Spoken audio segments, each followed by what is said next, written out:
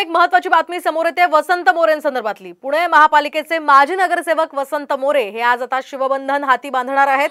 दुपारी 12:30 वाजता साधारणतः मातोश्री या निवासस्थानी त्यांचा ठाकरे गटात प्रवेश होणार आहे। 4 दिवसांपूर्वीच त्यांनी उद्धव ठाकरेंची ही भेट घेतली होती।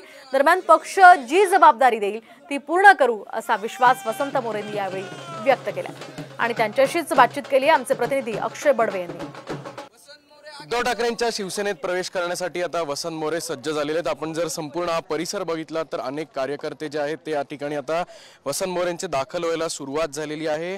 मोठ्या गाड्यांचा ताफा आपल्याला पाहायला मिळतोय। प्रत्येक गाडीवर खरं तर भगवा झेंडा आहे आणि याच सगळ्या गाड्यांचा ताफा थेट मुंबईच्या दिशेने आता काहीच वेळात रवाना होईल। जरी मी या ठिकाणी शिवसैनिक होतो तरी मान्य राजसाहेबांचा एक दक्षिण पुण्यातला शिवसैनिक म्हणून होतो। ज्या दिवशी साहेबांनी पक्षाची स्थापना केली त्या दिवशी मी महाराष्ट्र नवनिर्माण सेनेमध्ये पुणे शहरातील एक प्रमुख फादर बॉडीमधला उपविभागाध्यक्ष होतो की ज्याने एकट्याने राजीनामा दिला होता।